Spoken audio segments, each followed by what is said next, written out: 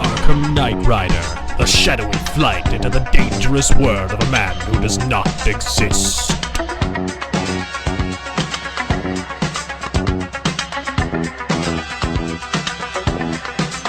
Bruce Wayne, a young loner on a crusade to champion the cause of the innocent, the helpless, the powerless, in a world of criminals who operate above the law.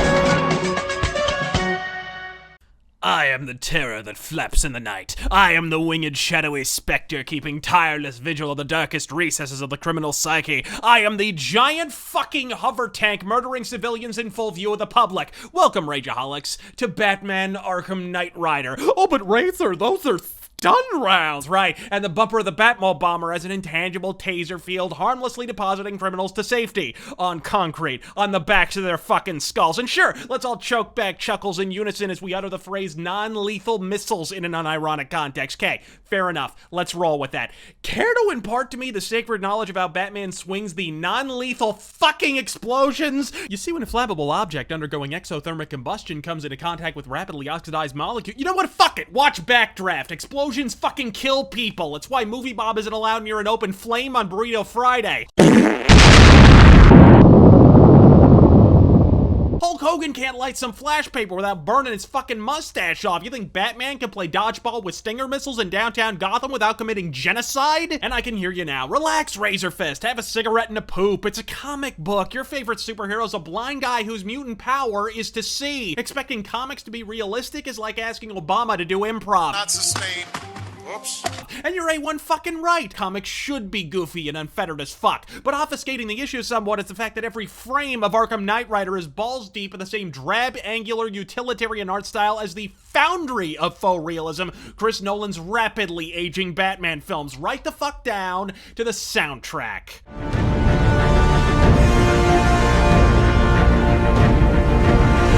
I want to know about bears and rabbits. How do I find bears and rabbits? The theory behind Arkham Knight's development was staggering in its simplicity. Take everything that worked about the first two titles and give us fucking more. Love the idea of the Dark Knight detectives CSI-ing the fuck up with some forensics? Let's deepen that a smidge. Love the Predator gameplay but lusted after further navigation options? Done and fucking done. The problem? None of those features actually fucking appear until the game is finished jerking itself off to completion during one of the most supercilious, autocratic introductory sequences we weathered in recent memory. By the conclusion of this feckless 45-minute fairy tale, I was frothing on the floor with Skyrim flashbacks. The purpose of a tutorial is to acclimate the player to the mechanics and overall makeup of the video game it's fucking attached to. If Skyrim is a sword and sorcery sandbox, then what the fuck does a hackneyed, horizontally linear hayride have to do with swords, sorcery, or fucking sandboxifying? Ergo, if Arkham Knight Rider is an open-world Batman simulator, why, during the interminably lengthy introductory sequence, is the player packed in tighter than Yokozuna in a wetsuit? Who designed this shit? B.F. Skinner? By the time the game moonwalks its merry way out of town and actually deigns to permit the player to be fucking Batman, you'll need a shower and a fresh goddamn shave. This game rules, so let me fucking play it already. And then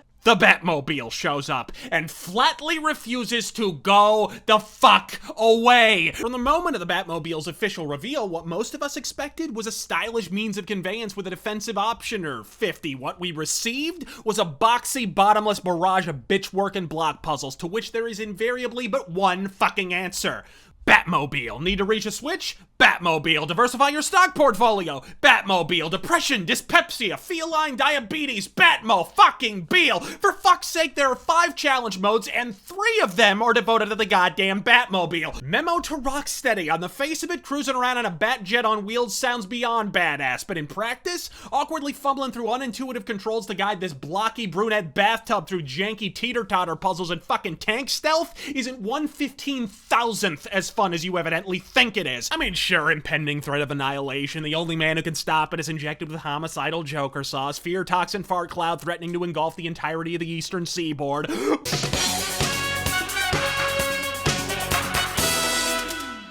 My weight's been up and down like a yo-yo. Then I discovered the AIDS diet plan, which helped me lose weight and keep it off. AIDS helps control your appetite so you lose weight. Yet AIDS lets you taste, chew, and enjoy. And the appetite suppressant in AIDS is not a stimulant. So why don't you let AIDS help you lose weight and keep it off? Question: why take diet pills when you can enjoy AIDS?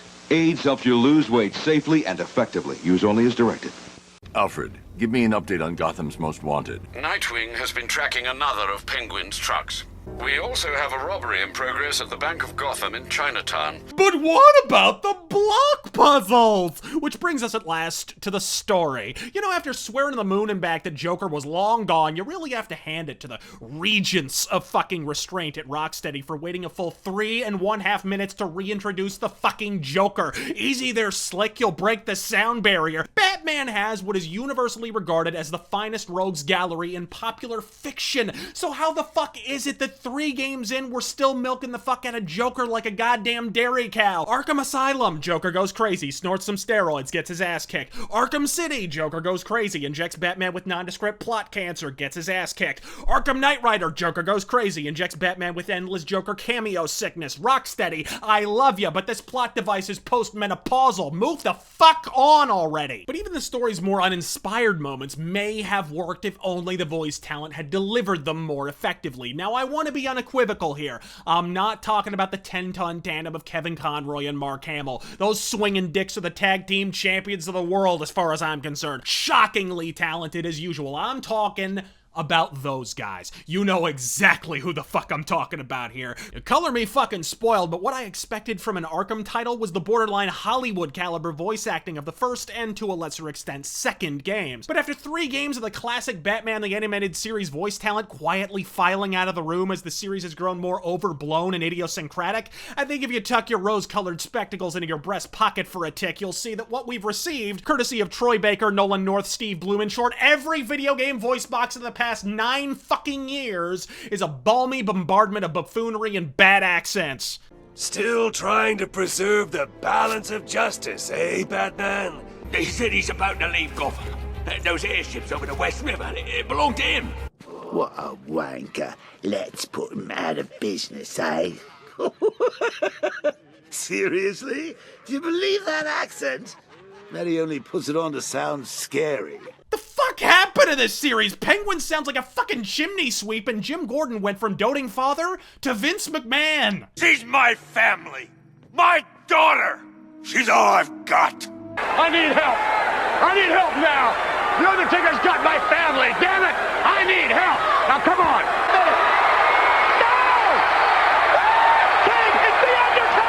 Upon first encountering the game's admittedly jaw-dropping visual upgrade and serviceable storytelling, I briefly nourished a fleeting ember of hope. Could it be, I mused? Is this the long-awaited, Howard Hughesian elusive first true next-gen experience Micro Sony have been fruitlessly promising us since fucking 2013? And then comes the inevitable, heartbreaking moment when you're forced to confront the fact that the implied 2-player co-op of the early trailers was in fact an elaborate single-player mirage, and after about the 25th consecutive screening of a sweepingly entertaining film entitled Crouching Elevator Hidden Loading Time, you're forced to confront the stark reality that what you're really playing is a righteous case of same shit, different console generation. It's not bad, because it wasn't bad the first 2 times we played this game, but it is rounding the corner on some balls-out franchise fatigue. For all of its hollow cosmetic gentrification, opulent vistas, and kitchen sink design philosophy, Arkham Knight Rider, at least to me, felt like a demonstrable backslide from the more open-ended,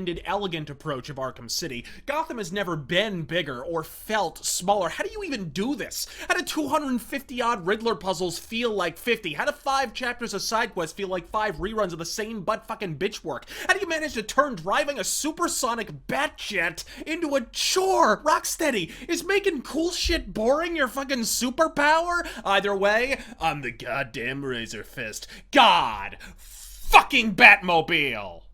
Touch the brake, don't cross the line, don't make mistakes, cause you know that I'm not Ryder. Not Ryder.